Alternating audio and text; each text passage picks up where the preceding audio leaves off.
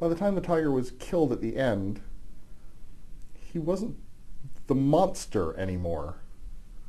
Well, we knew him better, but he'd also become a much cleverer killer. This particular tiger incident offered an amazing opportunity for a writer because it takes place in the Russian Far East, a place where temperatures can drop to -50.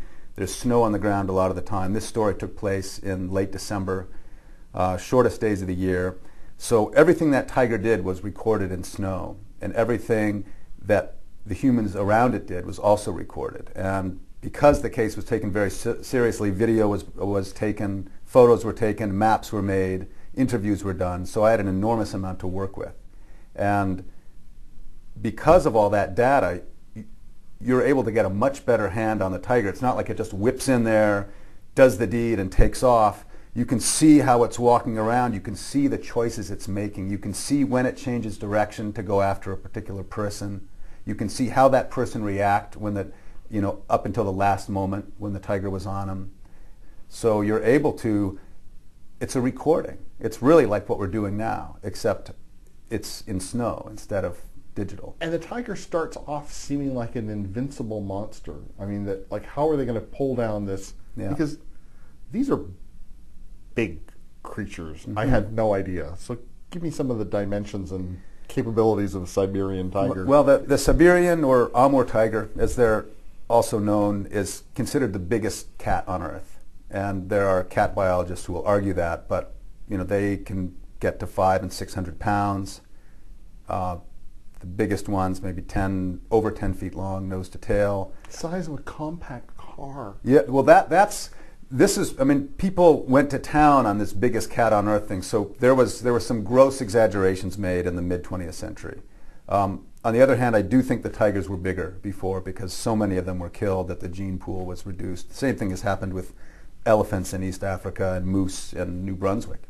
500 pounds, capable of enduring alone, outside of a den, out with no other tigers for company in -50 temperatures. So they have this unbelievable fortitude and this extraordinary mass. I mean, to be hit by one is really like having a piano thrown at you, except they do it silently and they can do it invisibly. And that was one of the things that amazed me is Siberian tigers, Amur tigers are black and orange and white, just like tropical tigers are, but they can hide in snow, and it doesn't make any sense until you realize that the 3 hunters who were attacked by this animal, all of them were attacked head-on, all of them were armed, all of them knew that a dangerous tiger was out there, and they never saw it coming. And in every case, the tiger was in the open, hiding in the open, and it's a contradiction. And yet when you look at the tracks, you look at the imprint of the animal, you look where the man is, you look where the impact was, and you can see the tiger was right there. There's no bush or log or tree. It's there, but it's not there. And so there is this, from the Golden Spruce too, I'm sort of attracted to supernatural stories that can be verified journalistically. And I saw the videos, and I heard the accounts, and the same thing happened over and over again. And so it wasn't coincidence.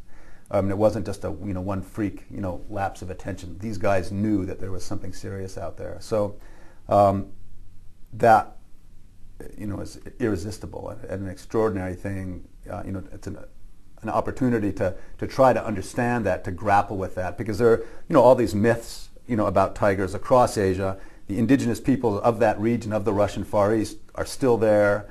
They still tell those stories and still maintain some of those beliefs. And now, when I went and looked at it through the eyes of a video camera and a Western Russian hunter, you see why people believe those things. Should we call him a detective? Because he kind of is. He certainly acts like one. He's sort of almost, you could say, a forensic warden. I mean, he's there poaching is the biggest threat facing tigers across Asia, and where those poached tigers go is to China for medicinal purposes, alleged medicinal purposes.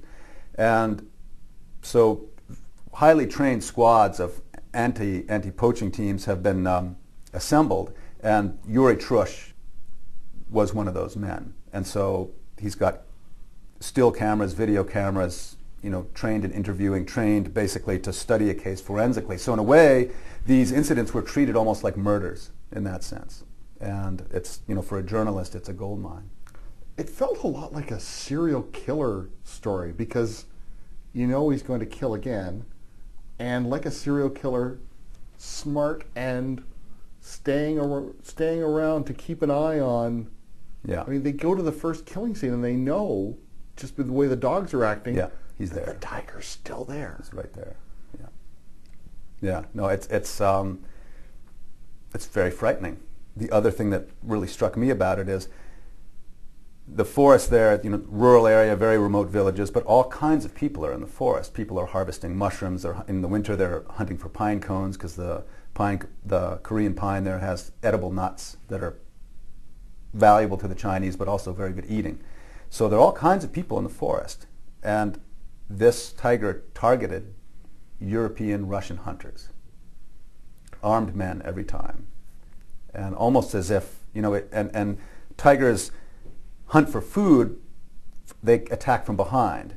They fight adversaries from the front, and every victim was attacked from the front.